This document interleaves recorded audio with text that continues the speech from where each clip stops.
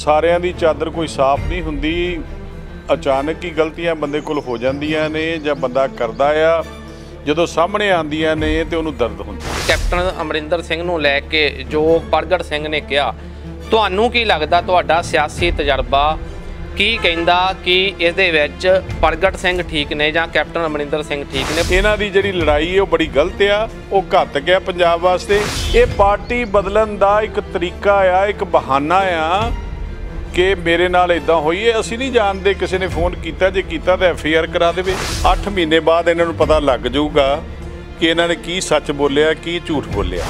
SC वीर ते BSP जे साडे नाल अलाइंस करेगी तो असीं उहदा स्वागत करांगे। असीं भरा बन के जिथे उन्हां नूं चोण लड़ावांगे उत्थे जितावांगे। कपूरथला साडे वास्ते जितना बहुत जरूरी है। ये हर वारी ऐसी चाल खेल के राणा जी जित जाते हैं, जिंदे नाल साडी पार्टी दे उत्ते एक दाग लगा होया है कि कपूरथला असीं जितदे नहीं। तुसीं बने होए हो TV NRI दे नाल ते मैं हाँ इंद्रजीत सिंह चाल। पंजाब दी सियासत दे विच उथल पुथल होई है ते ओह उथल पुथल खड़ी कीती है कांग्रेस पार्टी ने। कांग्रेस पार्टी जिन्हें बेअदबी दा जवाब देना सी, जे तो जवाब मंग रहा सी पंजाब, अज उन्होंने जवाब देना पै रहा अपने ही पार्टी के अंदर। अज उन्होंने घर विच पै कलेश ने पंजाब नूं इस मुहारे लिया के खड़ा कर दिता है कि सरकार विकास की थां अपनी जिहड़ी अंदरूनी खाना जंगी लगी हुई है उस नूं समेटण दे विच लगी हुई है।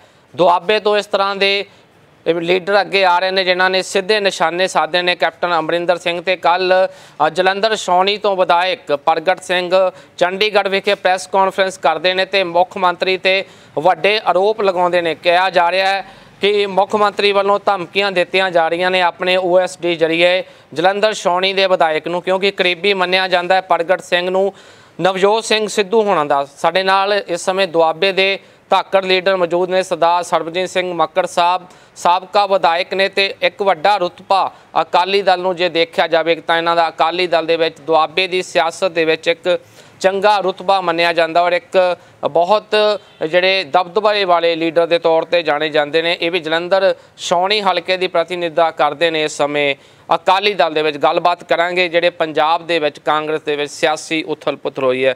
मक्कड़ साहब तुहाडे हलके दे विधायक चंडीगढ़ जाके कल प्रैस कॉन्फ्रेंस करते हैं कि कह रहे हैं कि मैनूं मुख मंत्री धमकियां भेज रहे हैं अपने OSD जरिए। चाल साहब कई बारी बंदे नूं अपना डर सताउंदा। पहली गल तां कांग्रेस पार्टी दी ये लड़ाई आपसी है, अंदरूनी है। तो CM एक बॉस हुंदा है तो CM ने जिहड़े काम करने ने उहदे सबॉर्डीनेटर असीं हुंदे। अपनी जिम्मेवारी एक MLA ने दित्ती हुंदी है,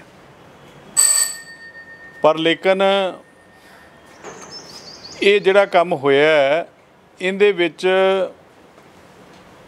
जे सच बोलन तो सच कार्रवाई करन तो जनता इस गल ते खुश आ कि किसी नूं अधिकार खेतर नहीं कि कोई आदमी भी करप्शन भी करे तो सरकार नूं भी बोले।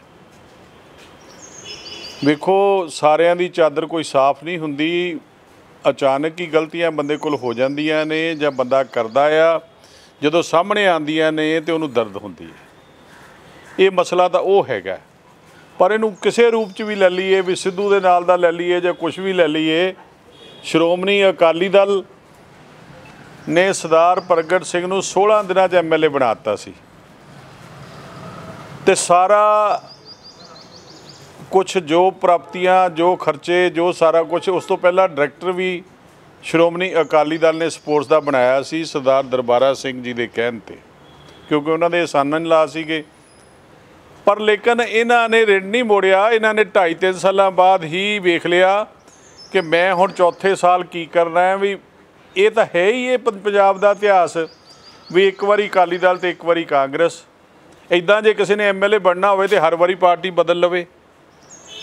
ये पार्टी बदलन का एक तरीका आ, एक बहाना आ कि मेरे नाल इदां होई है। असीं नहीं जानते, किसी ने फोन किया, जे कीता तो FIR करा देवे, जे कीता तो उहदा जवाब दे देण, जवाब ले लैण।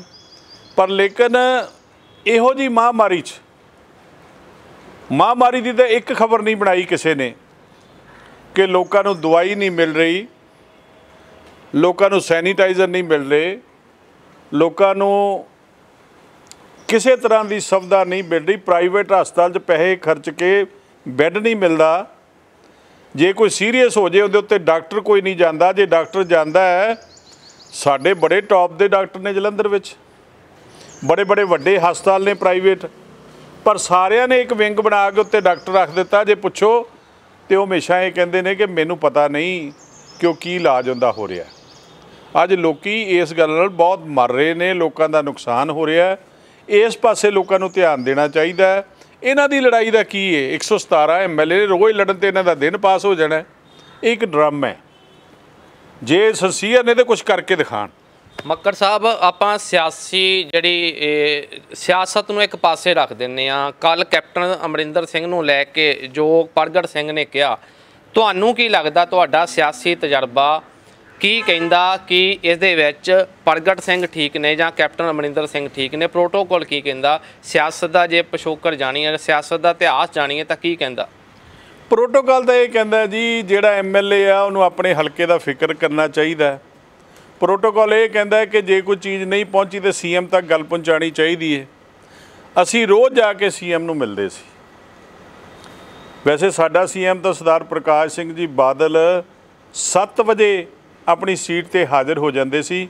ਜੇ ਉਹ ਕਦੇ ਬ੍ਰੇਕਫਾਸਟ ਵੀ ਕਰਦੇ ਨੇ, ਉਹਨਾਂ ਨੇ ਸਾਨੂੰ ਬ੍ਰੇਕਫਾਸਟ ਵੀ ਕਰਾ ਦੇਣਾ ਅਤੇ ਕੰਮ ਵੀ ਸੁਣ ਲੈਣੇ। ਹੁਣ ਇਹਨਾਂ ਦੀ ਪਤਾ ਨਹੀਂ ਕੀ ਸਿਆਸਤ ਆ ਕਿ ਇਹਨਾਂ ਨੂੰ ਕੋਈ ਸੁਣਦਾ ਨਹੀਂ, ਕਿ ਕੈਪਟਨ ਅਮਰਿੰਦਰ ਸਿੰਘ ਨੂੰ ਬਦਨਾਮੀ ਜਿਹੜੀ ਦਿੰਦੇ ਨੇ ਉਹ ਸੱਚੀ ਹੈ। ਮੇਰਾ ਕਹਿਣ ਦਾ ਮਸਲਾ, ਜੇ ਸੁਣਦਾ ਨਹੀਂ ਤਾਂ ਇਹਨਾਂ ਦਾ ਅਧਿਕਾਰ ਖੇਤਰ ਹੈ, ਇਹਨਾਂ ਨੂੰ ਸੁਣਨਾ ਚਾਹੀਦਾ। ਅਤੇ ਜੇ ਸੁਣਿਆ ਨਹੀਂ ਗਿਆ ਤੇ ਉਹਦੇ ਵਿੱਚ ਸਾਰੀਆਂ ਚੀਜ਼ਾਂ ਦਾ ਜਿਹੜਾ ਇੰਤਜ਼ਾਮ ਕਰਨਾ ਸੀ। ਵੇਖੋ ਮੇਰੇ ਹਲਕੇ ਦੇ ਵਿੱਚ ਅਸੀਂ ਜੇ ਹਰ ਵੀ ਜਾਈਏ ਨਾ ਜੀ, ਤੇ ਸਾਨੂੰ ਜ਼ਿਆਦਾ ਪਿਆਰ ਹੁੰਦਾ ਹਲਕੇ ਨਾਲ। ਮੈਂ ਜਲੰਧਰ ਕੈਂਟ ਦੇ ਵਿੱਚ ਐਵਰੀਡੇ ਜਾਂਦਾ ਤੇ ਹਮੇਸ਼ਾ ਦੇਖਦਾ ਕਿ 4 ਸਾਲਾਂ ਦੇ ਵਿੱਚ ਨਾ ਕੋਈ ਸੜਕ ਬਣੀ, ਨਾ ਕੋਈ ਸੀਵਰੇਜ ਪਿਆ। ਜਿਹੜੇ ਸਾਡੇ ਦਿੱਤੇ ਹੋਏ ਪੈਸੇ ਸੀ, ਸਾਡੇ ਦਿੱਤੇ ਹੋਏ ਪ੍ਰੋਜੈਕਟ ਸੀ, ਉਹ ਰੋਕ ਲਏ ਤੇ ਉਹ ਹੁਣ ਕੰਮ ਕਰਾਇਆ। ਮੇਰੇ ਕਹਿਣ ਦਾ ਮਕਸਦ ਹੈ ਇਸ ਜ਼ਿੰਮੇਵਾਰੀ ਦਾ ਤਾਂ ਕੋਈ ਧਿਆਨ ਨਹੀਂ। ਜੇ ਕਰੋਨਾ ਪਹਿਲੇ ਦੌਰ 'ਚ ਆਇਆ ਤੇ ਸਰਦਾਰ ਪ੍ਰਗਟ ਸਿੰਘ ਦਾ ਬਿਆਨ ਦੇਖ ਲਓ, ਕਹਿੰਦਾ ਮੈਂ ਡਰ ਗਿਆ ਸੀ, ਘਰੋਂ ਹੀ ਨਹੀਂ ਨਿਕਲਿਆ। ਸਾਨੂੰ ਵੀ ਕਰੋਨਾ ਹੋਇਆ, ਪਰ ਲੇਕਿਨ ਆਪਣੇ ਬੰਦੇ ਦੇ ਮਗਰ ਜਾਣਾ, ਆਪਣੇ ਪਿੰਡ ਦੇ ਮਗਰ ਜਾਣਾ, ਭਾਵੇਂ ਉਹ ਕਿਸੇ ਪਾਰਟੀ ਦਾ ਵੀ ਹੋਵੇ। ਜਦੋਂ MLA ਦੇ CM ਚੁਣਿਆ ਜਾਂਦਾ ਉਹ ਸਾਰਿਆਂ ਦਾ ਸਾਂਝਾ ਹੁੰਦਾ।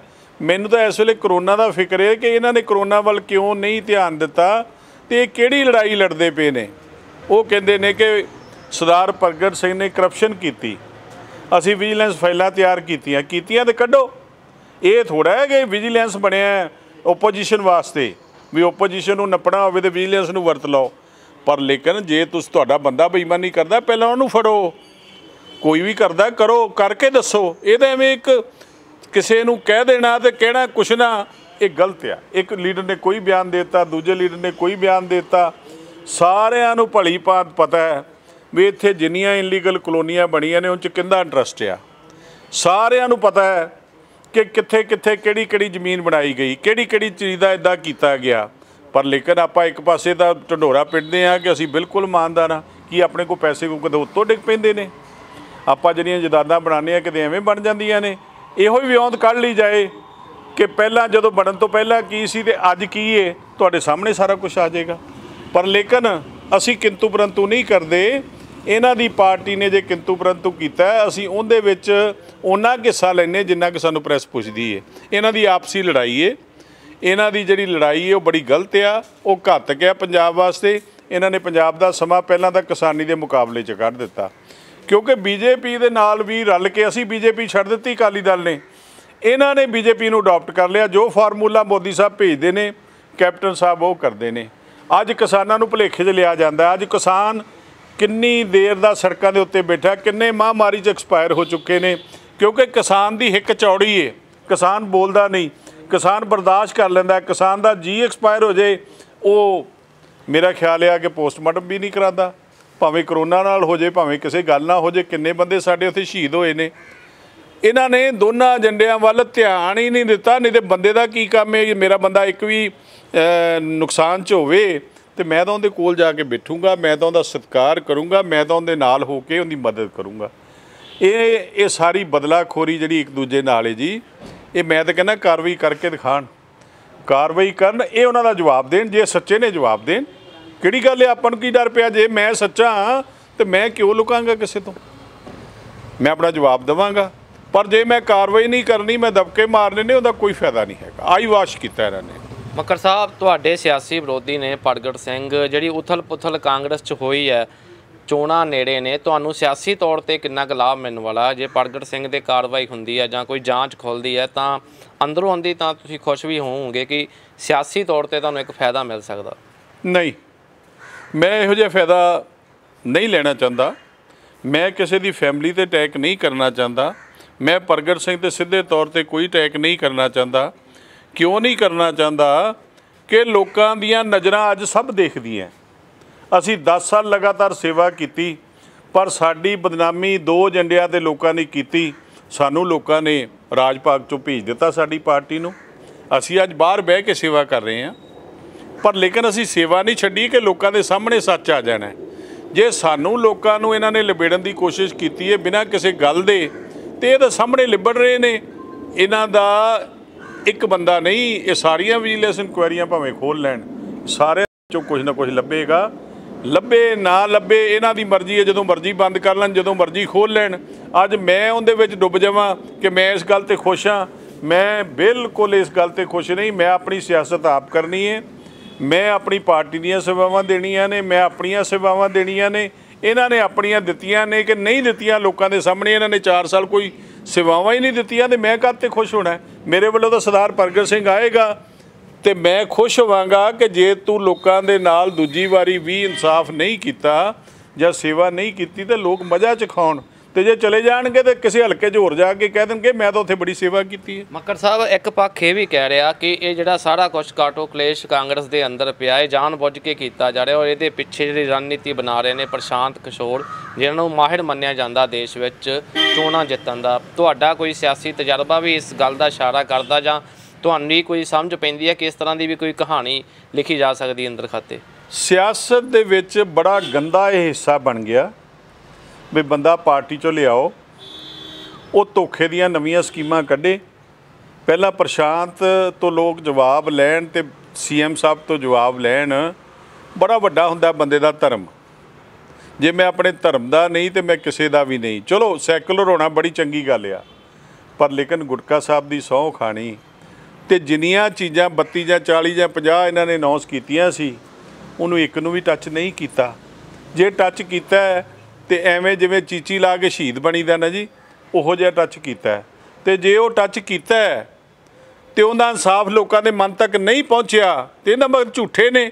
ਤੇ ਜੇ ਅੱਜ ਪ੍ਰਸ਼ਾਂਤ ਨਵੀਆਂ ਸਕੀਮਾਂ ਹੋਰ ਦੇ ਦੇਗਾ, ਲੋਕ ਦੁਬਾਰਾ ਭੁਲੇਖੇ 'ਚ ਨਹੀਂ ਆਣਗੇ। ਪ੍ਰਸ਼ਾਂਤ ਜੀ ਨੂੰ ਲਿਆਂਦਾ ਕੈਪਟਨ ਸਾਹਿਬ ਨੇ ਸਰਕਾਰ ਦੀ ਤਾਕਤ ਨਾਲ। ਉਹਨਾਂ ਨੂੰ ਇੱਕ ਪੋਰਟਫੋਲੀਓ ਐਸਾ ਦਿੱਤਾ ਜਿਹੜਾ ਸਾਰੀ ਉਮਰ ਇੱਕ ਵਰਕਰ ਕੰਮ ਕਰਦਾ ਤੇ ਤਾਂ ਦਿੱਤਾ ਜਾਂਦਾ, ਜਿਹੜਾ ਬੜਾ ਹੀ ਨਿਵਾਜਨਯੋਗ ਹੁੰਦਾ। ਪਰ ਇਹ ਨਿਵਾਜਦੇ ਨੇ ਬਾਹਰਲੇ ਲੋਕਾਂ ਨੂੰ ਲਿਆ ਕੇ। ਪਾਰਟੀਆਂ 'ਚ ਨਵਾਂ ਰਿਵਾਜ ਪੈ ਗਿਆ। ਕੋਈ ਕਹਿੰਦਾ ਮੈਂ ਉਸ ਪਾਰਟੀ 'ਚੋਂ ਬੰਦਾ ਲੈ ਆਇਆ, ਕੋਈ ਕਹਿੰਦਾ ਉਸ ਪਾਰਟੀ 'ਚੋਂ ਲੈ ਆਇਆ, ਪਰ ਆਪਣੇ ਵਰਕਰ ਨੂੰ ਕੋਈ ਪੁੱਛਦਾ ਨਹੀਂ। ਆਪਣੇ ਵਰਕਰ ਨੂੰ ਪੁੱਛੋ, ਆਪਣੇ ਪਰਿਵਾਰ 'ਚੋਂ ਜੀ ਮਾਰ ਕੇ ਗੁਆਂਢੀਆਂ ਨਾਲ ਪਿਆਰ ਨਹੀਂ ਬਣਾਇਆ ਜਾ ਸਕਦਾ। ਉਹ ਕਹਿੰਦੇ ਤੇਰਾ ਘਰ 'ਚ ਤਾਂ ਪਿਆਰ ਹੈ ਨਹੀਂ, ਤੂੰ ਕੀ ਕਰਨਾ? ਮੇਰੇ ਕਹਿਣ ਦਾ ਮਸਲਾ ਹੈ ਜੀ, ਇਹ ਗਲਤ ਆ ਜਿਹੜੀ ਪ੍ਰਸ਼ਾਂਤ ਜੀ ਦੀ ਆਲੋਚਨਾ ਹੈ। ਤੇ ਪ੍ਰਸ਼ਾਂਤ ਜੀ ਜਿਹੜੀਆਂ ਸਕੀਮਾਂ ਬਣਾ ਰਹੇ ਨੇ, ਪਹਿਲਾਂ 30 MLA ਇਹਨਾਂ ਨੇ ਛਾਂਟ ਹੀ ਦਿੱਤੇ ਕਾਂਗਰਸ ਦੇ ਕਿ 30 ਨੂੰ ਟਿਕਟ ਨਹੀਂ ਮਿਲਣੀ। ਅੱਜ ਨਵੀਂ ਗੱਲ ਕਰਤੀ ਕਿ ਸਿੱਧੂ ਦੇ ਵੀ ਅਗੇਂਸਟ ਵਿਜੀਲੈਂਸ ਇਨਕੁਆਇਰੀ, ਇਹਦੀ ਵੀ ਵਿਜੀਲੈਂਸ ਇਨਕੁਆਇਰੀ ਕਰੋ, ਅੰਦਰੂਨੀ ਤੌਰ 'ਤੇ ਕਰਕੇ ਪਰਚਾ ਦੇ ਦਿਓ। ਜੇ ਤੁਸੀਂ ਕਾਰਵਾਈ ਕਰੋਗੇ ਲੋਕ ਖੁਸ਼ ਹੋਣਗੇ, ਤੇ ਜੇ ਤੁਸੀਂ ਝੂਠੇ ਹੋਏ ਤੇ ਤੁਹਾਨੂੰ ਬੰਦਾ ਜਵਾਬ ਦੇ ਦੇਗਾ। ਮੇਰੇ ਕਹਿਣ ਦਾ ਮਸਲਾ ਹੈ ਕਿ ਇਹਨਾਂ ਦੀ ਸਿਆਸਤ ਦੇ ਵਿੱਚ ਕੋਈ ਪਿਆਰ ਨਹੀਂ ਪੰਜਾਬ ਤੇ ਪੰਜਾਬੀਅਤ ਨਾਲ। ਮੈਂ ਲੋਕਾਂ ਨੂੰ ਬੇਨਤੀ ਕਰਨੀ ਚਾਹੁੰਦਾ ਕਿ ਇਹਨਾਂ ਦੀ ਸਿਆਸਤ ਦੇਖ ਲਓ ਕੀ ਹੈਗੀ ਜੇ, ਇਹਨਾਂ ਦੀ ਲੜਾਈ ਵੇਖ ਲਓ ਕੀ ਇਹ ਪੈਸਿਆਂ ਦੀ ਕਮਾਈ ਦੀ ਕਿਵੇਂ ਕੰਮ ਕੀਤਾ, ਕਿਵੇਂ ਇਨਲੀਗਲ ਕਲੋਨੀ ਬਣਾਈ ਹੈ, ਕਿਵੇਂ ਕਿਸੇ ਨਾਲ ਪਾਰਟਨਰ ਬਣੇ ਆ, ਕਿਵੇਂ ਕਿਸੇ ਦੀ ਜ਼ਮੀਨ ਲਈ ਹੈ, ਕਿਵੇਂ ਕਿਸੇ ਨਾਲ ਕੀਤਾ। ਇਹ ਜਿੰਨੀਆਂ ਗੱਲਾਂ ਹੈਗੀਆਂ ਨੇ ਇਹਦੇ ਵਿੱਚ ਇਹ ਸੱਚੇ ਸੁੱਚੇ ਹੋ ਕੇ ਇਨਕੁਆਇਰੀ ਕਰਨ। ਮੈਂ ਤਾਂ ਵਾਰ-ਵਾਰ ਇੱਕੋ ਗੱਲ ਕਰਦਾ, ਫਿਰ ਸਾਨੂੰ ਦੱਸਣ। ਐਵੇਂ ਸਾਨੂੰ ਲੜਾਈ 'ਚ ਪਾ ਕੇ ਕੀ ਇਹਨਾਂ ਨੇ ਸਾਡੇ ਤੋਂ ਲੈਣਾ ਹੈਗਾ? ਪਰ ਜੋ ਕੁਝ ਵੀ ਹੋਇਆ ਉਹ ਕਹਿਣ ਢਲਕੇ ਤਾਂ ਸਾਰੇ ਨੂੰ ਪਤਾ ਹੈ ਤੇ ਬਾਕੀਆਂ ਨੂੰ ਪਤਾ ਲੱਗ ਜਾਏਗਾ। ਅਕਾਲੀ ਦਲ ਕਹਿੰਦਾ ਸਾਡਾ ਬੇਅਦਬੀਆਂ ਦੇ ਵਿੱਚ ਕੋਈ ਹੱਥ ਨਹੀਂ। ਜੇ ਕਾਂਗਰਸ ਤੋਂ ਸਬੂਤ ਹੈਗੇ ਆ, ਬਾਦਲ ਸਾਹਿਬ ਬਿਆਨ ਜਾਰੀ ਕਰਦੇ, ਜੇ ਸਬੂਤ ਹੈਗੇ ਤਾਂ ਅੱਗੇ ਲਿਆਓ, ਔਰ ਜਿਹੜੇ ਦੋਸ਼ੀ ਆ ਉਹਨਾਂ 'ਤੇ ਕਾਰਵਾਈ ਕਰੋ। ਕਾਂਗਰਸ ਕੋਈ ਜਵਾਬ ਨਹੀਂ ਦਿੰਦੀ। ਪਰ ਹਮੇਸ਼ਾ ਅਕਾਲੀ ਦਲ ਨੂੰ ਕਟਘਰੇ 'ਚ ਖੜਾ ਕਰ ਦਿੱਤਾ ਜਾਂਦਾ ਕਿ ਤੁਹਾਡੀ ਸਰਕਾਰ ਦੇ ਸਮੇਂ ਬੇਅਦਬੀਆਂ ਹੋਈਆਂ, ਤੁਸੀਂ ਜਾਂਚ ਲੇਟ ਕੀਤੀ, ਅਸੀਂ ਤਾਂ ਸਾਡੀ ਸਰਕਾਰ ਬਾਅਦ 'ਚ ਆਈ ਆ। ਇਹ ਵੀ ਆਰੋਪ ਲੱਗਦੇ ਆ ਅਕਾਲੀ ਦਲ 'ਤੇ ਕਿ ਉਸੇ ਸਮੇਂ ਸੁਖਬੀਰ ਸਿੰਘ ਬਾਦਲ ਉਪ ਮੁੱਖ ਮੰਤਰੀ ਸੀ, ਗ੍ਰਹਿ ਮੰਤਰੀ ਉਹ ਸੀਗੇ, ਫਿਰ ਉਹਨਾਂ ਦੇ ਹੁਕਮਾਂ ਤੋਂ ਬਿਨਾਂ ਇੱਕ ਕਾਰਵਾਈ ਪੁਲਿਸ ਨੇ ਕਿਵੇਂ ਕਰ ਦਿੱਤੀ, DGP ਨੇ ਹੁਕਮ ਕਿਵੇਂ ਦੇ ਦਿੱਤੇ? ਕਾਨੂੰਨ ਤੋਂ ਪਰਾਂ ਹੋ ਕੇ ਜਿਹੜੀ ਮਰਜ਼ੀ ਗੱਲ ਸਰਕਾਰ ਕਰ ਲਵੇ, ਅੱਜ ਕਾਂਗਰਸ ਸਰਕਾਰ ਹੈ, 8 ਮਹੀਨੇ ਬਾਅਦ ਇਹਨਾਂ ਨੂੰ ਪਤਾ ਲੱਗ ਜਾਊਗਾ ਕਿ ਇਹਨਾਂ ਨੇ ਕੀ ਸੱਚ ਬੋਲਿਆ, ਕੀ ਝੂਠ ਬੋਲਿਆ। ਪ੍ਰੈਸ ਨੇ ਤਾਂ ਉਹ ਲਿਖਣਾ ਹੈ ਜੋ ਇਹਨਾਂ ਦੀ ਪਾਰਟੀ ਨੇ ਕਹਿਣਾ ਤੇ ਸਾਡਾ ਜਵਾਬ ਦੇਣਾ ਹੈ। ਇਸ ਤੋਂ ਵੱਡੀ ਸਹੁੰ ਕੀ ਹੁੰਦੀ ਹੈ ਕਿ ਉਹਦਾ ਕੱਖ ਨਾ ਰਵੇ। ਜਿਨ੍ਹੇ ਗੁਰੂ ਘਰ ਦੇ ਵਿੱਚ ਜਾਂ ਦਰਬਾਰ ਸਾਹਿਬ ਦੇ ਵਿੱਚ ਜਾਂ ਗੁਰੂ ਗ੍ਰੰਥ ਸਾਹਿਬ ਦੇ ਵਾਸਤੇ ਸਿਆਸਤ ਕੀਤੀ ਹੈ, ਸੁਖਬੀਰ ਬਾਦਲ ਜੀ ਨੇ ਆਖਿਆ। ਸਰਦਾਰ ਪ੍ਰਕਾਸ਼ ਸਿੰਘ ਬਾਦਲ ਵਰਗਾ, ਸਰਦਾਰ ਸੁਖਬੀਰ ਸਿੰਘ ਬਾਦਲ ਵਰਗਾ, ਬੀਬਾ ਹਰਸਿਮਰਤ ਵਰਗਾ, ਜਿੰਨਾ ਇੱਕ ਇਨਸਾਨ ਪਾਠ ਕਰਦਾ ਉਸ ਤੋਂ ਵੱਧ ਪਾਠ ਕਰਨ ਵਾਲੇ ਤੇ ਗੁਰਸਿੱਖੀ ਨੂੰ ਮੰਨਣ ਵਾਲੇ, ਤੇ ਉਹਨਾਂ ਦੀ ਰੀੜ੍ਹ ਹੱਡੀ ਹੈ ਹੀ ਗੁਰਸਿੱਖੀ। ਪਰ ਲੇਕਿਨ ਇਹਨਾਂ ਲੋਕਾਂ ਦੀ ਤੋਹਮਤ ਲਾਉਣ ਤੇ ਕੀ ਕਰਨਾ, ਪਹਿਲੀ ਸਿੱਟ ਬਣੀ ਸੀ, ਬਹੁਤ ਨੈਗੇਟਿਵ ਅਫਸਰ ਲਾਇਆ ਸੀ, ਉਹਨੂੰ ਰਿਜ਼ਾਈਨ ਕਰਕੇ ਜਾਣਾ ਪਿਆ। ਜੇ ਹਾਈ ਕੋਰਟ ਦੇ ਕਾਨੂੰਨ ਨੂੰ ਨਹੀਂ ਇਹ ਮੰਨਦੇ ਤੇ ਸਾਨੂੰ ਕਿੱਥੋਂ ਮੰਨਣਗੇ? ਹਾਈ ਕੋਰਟ ਨੇ ਆਦੇਸ਼ ਦਿੱਤੇ ਨੇ ਕਿ ਗਲਤ ਤਰੀਕਾ ਹੈ, ਤੇ ਲੇਕਿਨ ਇਹ ਦੁਬਾਰਾ ਜਿਹੜੀ ਆਲੋਚਨਾ ਕੀਤੀ MLA ਨੇ, ਇਹ ਪਾਰਟੀ ਦੇ ਕਹਿਣ ਤੇ ਕੀਤੀ ਹੈ। ਇਹ ਵੀ ਟੋਟਲ ਡਰਾਮਾ ਹੈ ਕਿ ਤੁਸੀਂ ਆਲੋਚਨਾ ਕਰੋ, ਅਕਾਲੀ ਦਲ ਬਦਨਾਮ ਹੋਏਗਾ ਤੇ ਮੈਂ ਉਹਦੇ ਉੱਤੇ ਸ਼ਿਕੰਜਾ ਕੱਸਾਂਗਾ। ਇਹ ਵੀ ਇੱਕ ਤੌਰ ਤਰੀਕਾ ਹੈ। ਮੈਂ ਅੱਜ ਵੱਡੇ ਭਰਾ ਨੂੰ ਕਹਿ ਦਿਆਂ ਕਿ ਗੁਆਂਢੀ ਲੰਘਣ ਨਹੀਂ ਦੇਣਾ, ਇਹਨੂੰ ਵੜਨ ਨਹੀਂ ਦੇਣਾ, ਤੇ ਇਹਨੇ ਸਾਡੇ ਨਾਲ ਇੱਦਾਂ ਕੀਤਾ ਸੀ, ਪਰ ਲੇਕਿਨ ਦੂਜਾ ਕਵੇ ਨਹੀਂ ਇਹ ਚੋਰ ਹੈ। ਇਹ ਅਸੀਂ ਨਹੀਂ ਮੰਨਦੇ। ਸਾਨੂੰ ਪਤਾ ਸਾਡੀ ਪਾਰਟੀ ਦਾ, ਸਾਨੂੰ ਸਹੁੰ ਪਾਵੇ ਕੋਈ, ਅਸੀਂ ਨਾਲ ਸਹੁੰ ਖਾਣ ਨੂੰ ਤਿਆਰ ਹਾਂ। ਵੀ ਜਿੰਨੇ ਪ੍ਰੋਗਰਾਮ ਅਸੀਂ ਕੀਤੇ ਨੇ ਸਿੱਖੀ ਦੇ ਕਾਰਨ, ਜਿੰਨੀਆਂ ਸੰਸਥਾਵਾਂ ਦੇ ਉੱਤੇ ਸੇਵਾ ਸਰਦਾਰ ਪ੍ਰਕਾਸ਼ ਸਿੰਘ ਬਾਦਲ ਨੇ ਐਜ਼ ਏ CM ਕੀਤੀ ਹੈ, ਗ੍ਰਹਿ ਮੰਤਰੀ ਸੁਖਬੀਰ ਬਾਦਲ ਨੇ ਕੀਤੀ ਹੈ। ਜਿਹੜਾ ਚੁਗਿਰਦਾ ਅੱਜ ਦਰਬਾਰ ਸਾਹਿਬ ਬਣਿਆ, ਕੀ ਕਿਸੇ ਨੂੰ ਪਹਿਲਾਂ ਧਿਆਨ ਨਹੀਂ ਸੀ ਆਇਆ? ਸੁਖਬੀਰ ਬਾਦਲ ਗ੍ਰਹਿ ਮੰਤਰੀ ਹੋਣ ਤੋਂ ਬਿਨਾਂ ਸਾਰੀ ਦੁਨੀਆ ਨੂੰ ਮਿਲਣ ਤੋਂ ਬਾਅਦ ਸਾਰੀ ਰਾਤ ਉੱਥੇ ਆਰਕੀਟੈਕਟਾਂ ਨਾਲ ਮੀਟਿੰਗ ਕਰਕੇ ਤੇ ਉਹ ਚੁਗਿਰਦੇ ਨੂੰ ਤਿਆਰ ਕਰਾਇਆ। ਇਸੇ ਤਰ੍ਹਾਂ ਗੁਰੂ ਰਵਿਦਾਸ ਮਹਾਰਾਜ ਜੀ ਦੇ, ਭਗਵਾਨ ਵਾਲਮੀਕ ਜੀ ਦਾ ਗੁਰੂ ਘਰ, ਜਿੰਨਾ ਅਸੀਂ ਕੀਤਾ ਹੈ ਇਹ ਇੱਕ ਅੰਸ਼ ਵੀ ਨਹੀਂ ਕਰ ਸਕੇ। ਮੇਰੀ ਗੱਲ ਸੁਣੋ। ਪਰ ਲੇਕਿਨ ਸਾਡੇ ਉੱਤੇ ਝੂਠੀ ਤੋਹਮਤ ਹੈ, ਉਹ ਸੱਚੀ ਨਹੀਂ ਹੈਗੀ। ਮੈਂ ਇਹ ਵੀ ਬੇਨਤੀ ਪਬਲਿਕ ਨੂੰ ਕਰਨੀ ਚਾਹਾਂਗਾ ਕਿ ਬਰਗਾੜੀ ਕਾਂਡ ਦੇ ਵਿੱਚ ਜੋ ਹੋਇਆ ਉਹ ਪੁਲਿਸ ਦੀ ਕਾਰਵਾਈ ਹੈ, ਭਾਵੇਂ ਉਹ ਅਚਾਨਕ ਹੋਇਆ, ਭਾਵੇਂ ਉਹ ਹਾਦਸਾ ਹੋਇਆ, ਭਾਵੇਂ ਉਹ ਕਿਸੇ ਤਰ੍ਹਾਂ ਨਾਲ ਵੀ ਹੋਇਆ। ਉਹਦੀਆਂ ਇਨਕੁਆਇਰੀਆਂ ਜਿਹੜੀਆਂ ਨੇ ਪੁਲਿਸ ਮਹਿਕਮੇ ਨੇ ਕਰਨੀਆਂ ਨੇ। ਪੁਲਿਸ ਮਹਿਕਮੇ ਦੇ ਉਸ ਵੇਲੇ ਬੰਦੇ ਸਸਪੈਂਡ ਕਰ ਦਿੱਤੇ, ਉਸੇ ਵੇਲੇ ਕਾਰਵਾਈ ਸ਼ੁਰੂ ਕਰ ਦਿੱਤੀ। ਪਰ ਹਰ ਚੀਜ਼ ਨੂੰ ਟਾਈਮ ਲੱਗਦਾ, ਕਿਸੇ ਨੂੰ ਆਂਦਿਆਂ ਫਾਂਸੀ ਨਹੀਂ ਦਿੱਤੀ ਜਾਂਦੀ। ਇਹ ਤਾਂ ਇਹਨਾਂ ਨੇ ਝੂਠਾ ਕ੍ਰੈਡਿਟ ਲਿਆ ਲੋਕਾਂ ਦਾ ਧਿਆਨ ਬਦਲਣ ਵਾਸਤੇ। ਸੈੱਟ ਨਵੀਂ ਬਣਾ ਦਿੱਤੀ ਗਈ ਹੈ, ਕਾਰਵਾਈ ਵੀ ਉਹਨਾਂ ਨੇ ਸ਼ੁਰੂ ਕਰ ਦਿੱਤੀ। ਫਰੀਦਕੋਟ 'ਚ 6 ਗ੍ਰਿਫਤਾਰੀਆਂ ਵੀ ਹੋ ਗਈਆਂ ਔਰ ਦੱਸਿਆ ਜਾ ਰਿਹਾ ਕਿ 6 ਮਹੀਨਿਆਂ 'ਚ ਰਿਪੋਰਟ ਦੇਣੀ ਹੈ। ਜਦੋਂ ਰਿਪੋਰਟ ਆਉਣੀ ਹੈ ਨਵੰਬਰ ਦੇ ਲਾਗੇ ਛਾਗੇ ਸਮਾਂ ਹੋਣਾ, ਔਰ ਸ਼ਾਇਦ ਚੋਣ ਜ਼ਾਬਤਾ ਵੀ ਉਸ ਸਮੇਂ ਲੱਗ ਜਾਵੇ। ਇਸ ਤਰ੍ਹਾਂ ਦਾ ਸਮਾਂ ਜਦੋਂ ਰਿਪੋਰਟ ਆਊਗੀ ਜਾਂ ਕਾਂਗਰਸ ਦੇ ਹੱਕ 'ਚ ਆਉਂਦੀ ਹੈ ਜਾਂ ਕਿਸੇ ਵੀ ਸਿਆਸੀ ਧਿਰ ਨੂੰ ਉਸ ਰਿਪੋਰਟ ਦੇ ਨਤੀਜਿਆਂ ਦਾ ਫਾਇਦਾ ਮਿਲਦਾ, ਉਸ ਸਮੇਂ ਰਿਪੋਰਟ ਦਾ ਆਉਣਾ ਜਦੋਂ ਚੋਣਾਂ ਬਿਲਕੁਲ ਭਖੀਆਂ ਹੋਣ, ਇਹਦੇ ਉੱਤੇ ਵੀ ਕੋਈ ਸਿਆਸੀ ਜਿਹੜਾ ਕੋਈ ਤੁਸੀਂ ਕੋਈ ਟਿੱਪਣੀ ਕਰਨੀ ਚਾਹੋਗੇ?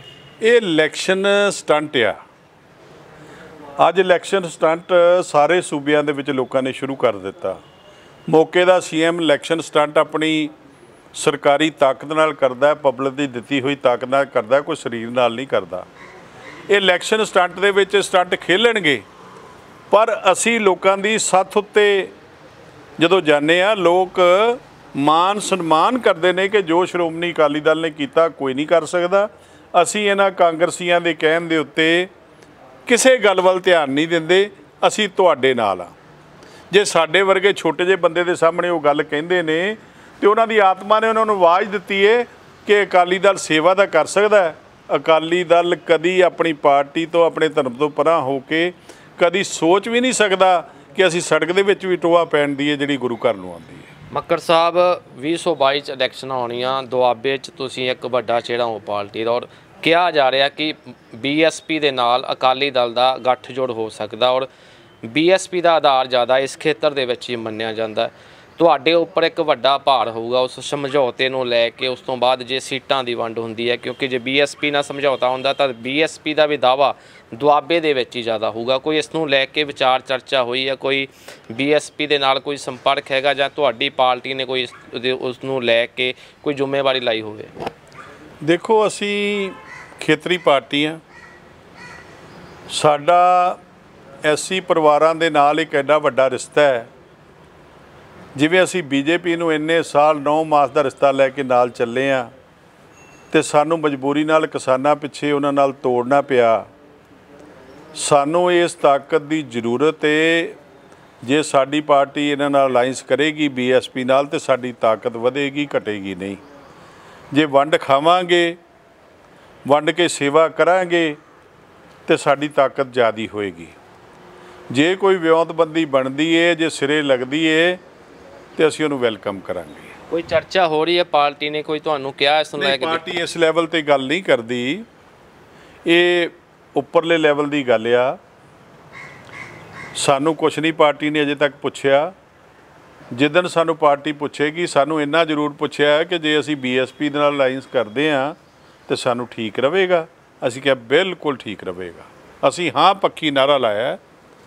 ਤੁਸੀਂ ਦੇਖਿਆ ਹੋਣਾ ਕਿ ਸਾਡੀ ਪਾਰਟੀ 'ਚ ਰਾਜ ਵੇਲੇ ਤੋਂ ਲੈ ਕੇ 10 ਸਾਲ ਸਾਡਾ ਰਾਜ ਰਿਹਾ ਤੇ ਪੂਰੀ ਡਿਸਪਲਿਨ 'ਚ ਸਾਡੀ ਪਾਰਟੀ ਰਹੀ ਹੈ, ਤੇ ਅੱਜ ਵੀ ਸਾਡੀ ਪਾਰਟੀ ਡਿਸਪਲਿਨ ਵਿੱਚ ਆ। ਸੁਖਬੀਰ ਬਾਦਲ ਹੁਣਾਂ ਨੇ ਜਿਹੜਾ ਐਲਾਨ ਕੀਤਾ ਦਲਿਤ ਉਪ ਸੀਐਮ ਬਣਾਉਣ ਦਾ, ਉਹ ਕੀ ਪਹਿਲੀ ਕੜੀ ਆਪਾਂ ਮੰਨ ਸਕਦੇ ਹਾਂ ਸਮਝੌਤੇ ਦੀ? ਹਾਂ, ਅਸੀਂ ਜਿੱਦਣ ਇਹ ਅਲਾਇੰਸ ਤੋਂ ਪਹਿਲਾਂ ਜਿਵੇਂ ਹੁਣ ਗੱਲ ਹੋਈ ਕਿ ਡਿਪਟੀ ਸੀਐਮ ਜਿਹੜਾ ਆਪਾਂ ਬਣਾਉਣਾ ਹੈ, ਉਦੋਂ ਸਾਡੀ ਜਲੰਧਰ 'ਚ ਹੀ ਬਹਿ ਕੇ ਗੱਲ ਹੋਈ ਸੀ। ਸੁਖਬੀਰ ਬਾਦਲ ਜੀ ਨੇ ਸਾਡੇ ਸਾਹਮਣੇ ਕਿਹਾ ਸੀ, ਅਸੀਂ ਸਮਝ ਲਓ ਸਾਰੇ ਨਾਲ ਸੀ, ਤੇ ਅਸੀਂ ਸਹਿਮਤੀ ਦਿੱਤੀ ਸੀ ਕਿ ਡਿਪਟੀ ਸੀਐਮ ਐਸਸੀ ਵਿੰਗ ਦਾ ਹੋਣਾ ਚਾਹੀਦਾ ਹੈ, ਸ਼ਡਿਊਲ ਕਾਸਟ ਦਾ ਹੋਣਾ ਚਾਹੀਦਾ ਹੈ, ਕਿਉਂਕਿ ਸਾਡੇ ਦੁਆਬੇ 'ਚ ਬਹੁਤ ਵੱਡੀ ਗਿਣਤੀ ਹੈ। ਅਸੀਂ ਅੱਗੇ ਵੀ ਇੱਕ ਵਾਰੀ ਜਦੋਂ ਅਲਾਇੰਸ ਕੀਤਾ ਸੀ, ਸਾਨੂੰ ਬਹੁਤ ਤਾਕਤ ਮਿਲੀ ਸੀ, ਬਹੁਤ ਸਾਰੀਆਂ ਵੋਟਾਂ ਵੀ ਮਿਲੀਆਂ ਸੀ, ਤੇ ਸਾਡਾ ਭਾਈਚਾਰਾ ਵੀ ਬਹੁਤ ਨੇੜੇ ਹੋ ਗਿਆ ਸੀ ਇੱਕ ਦੂਜੇ ਦੇ। ਭਾਵੇਂ ਜ਼ਿਮੀਂਦਾਰ ਤੇ ਮਜ਼ਦੂਰ ਦਾ ਰਿਸ਼ਤਾ, ਭਾਵੇਂ ਸ਼ਹਿਰੀ ਦੇ ਵਿੱਚ ਇੱਕ ਦੂਜੇ ਦਾ ਰਿਸ਼ਤਾ ਸਾਡਾ ਪੱਕਾ ਹੋਇਆ ਸੀ। ਸਾਨੂੰ ਉਹਦੀ ਤਾਕਤ ਮਿਲੀ ਸੀ। ਅਸੀਂ ਇਹ ਤਾਕਤ ਲੈਣੀ ਚਾਹੁੰਦੇ ਹਾਂ, ਕਿਉਂਕਿ ਸਾਡੇ ਇਤਿਹਾਸ ਦੇ ਵਿੱਚ ਪਹਿਲਾ ਲਫ਼ਜ਼ ਵਰਤਿਆ ਜਾਂਦਾ ਰੰਗਰੇਟੇ ਗੁਰੂ ਕੇ ਬੇਟੇ। ਜਾਤ ਪਾਤ ਗੁਰੂ ਨਾਨਕ ਦੇਵ ਮਹਾਰਾਜ ਨੇ ਖਤਮ ਕਰਨ ਦੀ ਕੋਸ਼ਿਸ਼ ਕੀਤੀ, ਅੱਜ ਤੱਕ ਖਤਮ ਕਰ ਰਹੇ ਹਾਂ। ਕਾਨੂੰਨ ਵੀ ਲੋਕਾਂ ਨੇ ਬਣਾਏ ਉਸੇ ਆਧਾਰ 'ਤੇ, ਪਰ ਲੇਕਿਨ ਜਿਹੜੇ ਮਨ ਮਿਟਾਓ ਵਾਲੀ ਗੱਲ ਕਿਤੇ ਕਰਦੇ ਨੇ, ਉਹ ਸਾਡੇ ਬਰਦਾਸ਼ਤੇਬਲ ਨਹੀਂ। ਸਾਡੇ ਤਾਂ ਅੰਗ ਸੰਗ ਨੇ ਐਸਸੀ ਵੀਰ ਤੇ ਬੀਐਸਪੀ। ਜੇ ਸਾਡਾ ਅਲਾਇੰਸ ਕਰੇਗੀ ਤੇ ਅਸੀਂ ਉਹਦਾ ਸਵਾਗਤ ਕਰਾਂਗੇ। ਅਸੀਂ ਭਰਾ ਬਣ ਕੇ ਜਿੱਥੇ ਉਹਨਾਂ ਨੂੰ ਚੋਣ ਲੜਾਵਾਂਗੇ ਉੱਥੇ ਜਿਤਾਵਾਂਗੇ, ਜਿੱਥੇ ਅਸੀਂ ਲੜਾਂਗੇ ਉਹ ਸਾਡੇ 'ਤੇ ਕਿਰਪਾ ਕਰਨਗੇ। ਮੱਕੜ ਸਾਹਿਬ, ਭਾਰਤੀ ਜਨਤਾ ਪਾਰਟੀ ਨਾਲ ਜਦੋਂ ਉਹਦਾ ਰਿਸ਼ਤਾ ਟੁੱਟਿਆ ਤਾਂ ਦੁਆਬੇ ਦੇ ਵਿੱਚ ਜਿਹੜੀਆਂ ਸ਼ਹਿਰੀ ਸੀਟਾਂ ਨੇ ਜਲੰਧਰ ਦੀਆਂ, ਉਹ ਉੱਥੇ ਬੀਜੇਪੀ ਲੜਦੀ ਰਹੀ ਹੈ ਸਮਝੌਤੇ ਤਹਿਤ। ਹੁਣ ਅਕਾਲੀ ਦਲ ਨੂੰ ਉੱਥੇ ਆਪਣੇ ਉਮੀਦਵਾਰ ਉਤਾਰਨੇ ਪੈਣੇ ਆ। ਉਹਨਾਂ ਉਮੀਦਵਾਰਾਂ ਨੂੰ ਲੈ ਕੇ ਕੋਈ ਸ਼ਹਿਰ ਦੇ ਵਿੱਚ ਕੋਈ ਸਿਆਸੀ ਹਲਚਲ ਪਾਰਟੀ ਵੱਲੋਂ ਸ਼ੁਰੂ ਕੀਤੀ ਗਈ ਹੈ, ਜਾਂ ਤੁਸੀਂ ਉਸ ਨੂੰ ਲੈ ਕੇ ਕੋਈ ਇੰਟਰਸਟ ਦਿਖਾ ਰਹੇ ਹੋ? ਹਰ ਜਗ੍ਹਾ ਦੇ ਉੱਤੇ ਸਾਡਾ ਕੈਂਡੀਡੇਟ ਤਿਆਰ ਹੋ ਗਿਆ, ਕਿਉਂਕਿ ਜੇ ਬੀਜੇਪੀ ਜਿੱਤਦੀ ਸੀ ਸ਼ਹਿਰ ਵਿੱਚ, ਸਾਡੀ ਸਪੋਰਟ ਨਾਲ ਜਿੱਤਦੀ ਸੀ। ਜੇ ਅਸੀਂ ਕੋਈ ਸੀਟ ਜਿੱਤਦੇ ਸੀ, ਉਹਨਾਂ ਦੀ ਸਪੋਰਟ ਨਾਲ ਜਿੱਤਦੇ ਸੀ। ਫਰਕ ਤਾਂ ਬਹੁਤ ਪੈਂਦਾ ਜਦੋਂ ਪਾਰਟੀ ਦੇ ਅਲਾਇੰਸ ਦੇ ਵਿੱਚੋਂ ਜਾਵੇ। ਪਰ ਸਾਡਾ ਕੇਡਰ ਪੂਰਾ ਕਾਇਮ ਆ, ਸਾਡੇ ਕੈਂਡੀਡੇਟ ਕਾਇਮ ਆ। ਸਗੋਂ ਇੱਕ ਦੀ ਥਾਂ 'ਤੇ ਚਾਰ ਜਣੇ ਟਿਕਟ ਮੰਗਦੇ ਨੇ। ਜਿਹਨੂੰ ਸਰਦਾਰ ਸੁਖਬੀਰ ਸਿੰਘ ਫਾਈਨਲ ਕਰਨਗੇ ਉਹੀ ਚੋਣ ਲੜੇਗਾ। ਜੋ ਪਾਰਟੀ ਦੀ ਪਾਲਿਸੀ ਬਣੇਗੀ ਉਹੀ ਚੋਣ ਹੋਵੇਗੀ। ਤੇ ਪਹਿਰੇਦਾਰੀ ਅਸੀਂ ਸ਼ੁਰੂ ਕਰ ਦਿੱਤੀ ਏ। ਹਿੰਦੂ ਵੀਰ ਇਹ ਨਹੀਂ ਕੋਈ ਸਾਰੇ ਬੀਜੇਪੀ ਦੇ ਵਿੱਚ ਨੇ, ਅਕਾਲੀ ਦਲ ਦੇ ਸਿਰ ਦੇ ਉੱਤੇ ਹਿੰਦੂ ਵੀਰਾਂ ਨੇ ਹੱਥ ਰੱਖਿਆ। ਉਹ ਸਾਰੀਆਂ ਕਮਿਊਨਿਟੀਆਂ ਸਾਡੇ ਨਾਲ ਨੇ। ਪੰਜਾਬ 'ਚ ਕੋਈ ਕਮਿਊਨਿਟੀ ਅੱਜ ਵੰਡ ਨਹੀਂ ਹੋਈ। ਪੰਜਾਬ ਦੇ ਵਿੱਚ ਕੋਈ ਜਾਤੀਵਾਦ ਨੂੰ ਦੇਖਣਾ ਨਹੀਂ ਚਾਹੁੰਦਾ। ਪੰਜਾਬ ਦੇ ਵਿੱਚ ਸਾਰੇ ਇੱਕ ਨੇ, ਭਾਵੇਂ ਉਹ ਵਪਾਰੀ ਹੈ, ਭਾਵੇਂ ਉਹ ਮਜ਼ਦੂਰ ਹੈ, ਤੇ ਭਾਵੇਂ ਉਹ ਕਿਸਾਨ ਹੈ। ਇਸ ਕਰਕੇ ਅਕਾਲੀ ਦਲ ਤਾਂ ਸਾਰਿਆਂ ਦੇ ਅੰਗ ਸੰਗ ਆ, ਅਕਾਲੀ ਦਲ ਸਾਰਿਆਂ ਦੇ ਨਾਲ ਆ, ਤੇ ਸਾਰਿਆਂ ਦੇ ਉੱਤੇ ਉਮੀਦ ਰੱਖ ਕੇ ਸੀਟਾਂ ਜਿੱਤੇਗਾ ਤੇ ਪੰਜਾਬ 'ਚ ਇਕੱਲੇ ਤੌਰ 'ਤੇ ਆਪਣਾ ਰਾਜ ਬਣਾਏਗਾ। ਇੱਕ ਲਿਸਟ ਵਾਇਰਲ ਹੋ ਰਹੀ ਹੈ ਮੱਕੜ ਸਾਹਿਬ ਸੋਸ਼ਲ ਮੀਡੀਆ ਦੇ ਉੱਪਰ, 40 ਉਮੀਦਵਾਰ ਕਿਹਾ ਜਾ ਰਿਹਾ ਕਿ ਫਾਈਨਲ ਕਰ ਦਿੱਤੇ ਨੇ ਅਕਾਲੀ ਦਲ ਨੇ। ਤੁਹਾਡਾ ਨਾਮ ਵੀ ਜਲੰਧਰ ਛਾਉਣੀ ਤੋਂ ਉਹਦੇ ਵਿੱਚ ਦੱਸਿਆ ਜਾ ਰਿਹਾ, ਭਲੱਥ ਤੋਂ ਯੁਵਰਾਜ ਭੁਪਿੰਦਰ ਸਿੰਘ। ਕੀ ਉਹ ਬਿਲਕੁਲ ਸਹੀ ਹੈ ਲਿਸਟ? ਤੁਸੀਂ ਪੁਸ਼ਟੀ ਕਰਦੇ ਹੋ ਉਹਦੀ? ਮੇਰੇ ਹਿਸਾਬ ਨਾਲ 200% ਉਹ ਲਿਸਟ ਸਹੀ ਹੈ। ਮੈਂ 3 ਵਾਰੀ ਉਹ ਲਿਸਟ ਪੜ੍ਹੀ ਹੈ ਤੇ ਦੂਜੀ ਗੱਲ ਇਹ ਹੈਗੀ ਹੈ, ਤੇ ਮੈਨੂੰ ਤਾਂ ਉਹਦੇ ਵਿੱਚ ਕੋਈ ਬੰਦਾ ਐਸਾ ਨਹੀਂ ਲੱਗਿਆ ਜਿੰਦਾ ਉਵੇਂ ਨਾ ਪਾਤਾ ਹੋਵੇ। ਉਹ ਜਿਹੜੀਆਂ 40 ਸੀਟਾਂ ਦੀ ਖਬਰ ਨਿਕਲੀ ਏ, ਉਹ ਵੈਸੇ ਤਾਂ ਇਹਦਾ ਜਵਾਬ ਪ੍ਰੈਸ ਦੇ ਸਕਦੀ ਹੈ, ਪਰ ਮੈਂ ਦੇਣਾ ਚਾਹੁੰਦਾ ਕਿ ਉਹ ਸਾਰੇ ਕਨਫਰਮ ਨੇ। ਮੱਕੜ ਸਾਹਿਬ, ਪਰ ਚਰਚਾ ਵਾਰ-ਵਾਰ ਇਹ ਉੱਠਦੀ ਹੈ ਕਿ ਸਰਬਜੀਤ ਸਿੰਘ ਮੱਕੜ ਹੋਣੀ ਕਪੂਰਥਲੇ ਆ ਕੇ ਇਲੈਕਸ਼ਨ ਲੜ ਸਕਦੇ ਨੇ। ਇਹ ਸਮੇਂ-ਸਮੇਂ 'ਤੇ ਚਰਚਾ ਉੱਠਦੀ ਰਹਿੰਦੀ ਹੈ, ਕਿਉਂਕਿ ਉੱਥੇ ਰਾਣਾ ਗੁਰਜੀਤ ਸਿੰਘ ਵਿਧਾਇਕ ਨੇ ਲੰਬੇ ਸਮੇਂ ਤੋਂ ਨੇ, ਉਹਨਾਂ ਨੂੰ ਹਰਾ ਨਹੀਂ ਸਕਿਆ।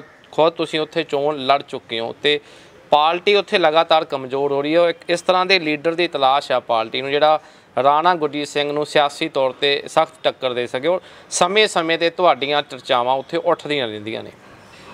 ਮੈਂ ਤਾਂ ਪਹਿਲੀ ਗੱਲ ਜੀ, ਚੋਣ ਇੱਕੋ ਥਾਂ 'ਤੇ ਲੜ ਸਕਦਾ।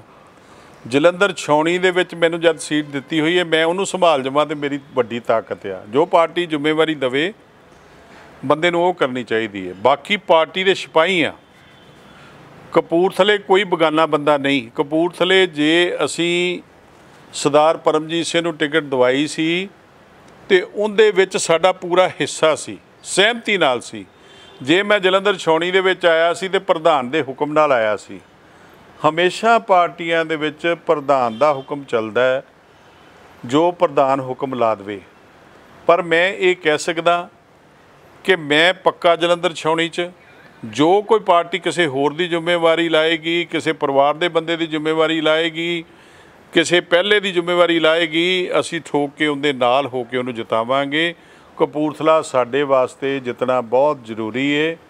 ਇਹ ਹਰ ਵਾਰੀ ਐਸੀ ਚਾਲ ਖੇਲ ਕੇ ਰਾਣਾ ਜੀ ਜਿੱਤ ਜਾਂਦੇ ਨੇ, ਜਿਹਦੇ ਨਾਲ ਸਾਡੀ ਪਾਰਟੀ ਦੇ ਉੱਤੇ ਇੱਕ ਦਾਗ ਲੱਗਾ ਹੋਇਆ ਕਿ ਕਪੂਰਥਲਾ ਅਸੀਂ ਜਿੱਤਦੇ ਨਹੀਂ।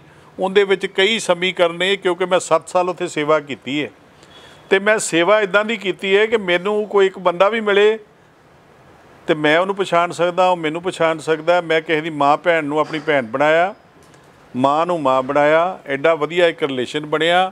ਉਹਨਾਂ ਦਾ ਪਿਆਰ ਇਹ ਗੱਲਾਂ ਕੱਢਦਾ ਹੈ ਕਿ ਸ਼ਾਇਦ ਸਰਬਜੀਤ ਸਿੰਘ ਮੱਕੜ ਇੱਥੋਂ ਚੋਣ ਲੜਨ, ਕਿਉਂਕਿ ਮੇਰਾ ਉਹਨਾਂ ਨਾਲ ਪਿਆਰ ਸਤਿਕਾਰ ਬਹੁਤ ਨੇੜੇ ਦਾ।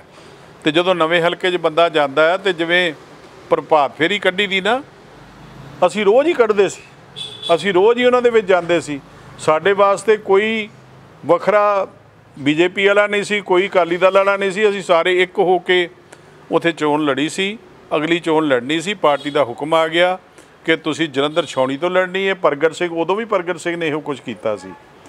ਤੇ ਅਚਾਨਕ ਮੇਰੀ ਡਿਊਟੀ ਲੱਗ ਗਈ, ਕਿਉਂਕਿ ਮੇਰਾ ਹਲਕਾ ਜਲੰਧਰ ਛਾਉਣੀ 'ਚ ਪੈਂਦਾ, ਮੇਰਾ ਘਰ ਜਲੰਧਰ ਛਾਉਣੀ 'ਚ ਪੈਂਦਾ।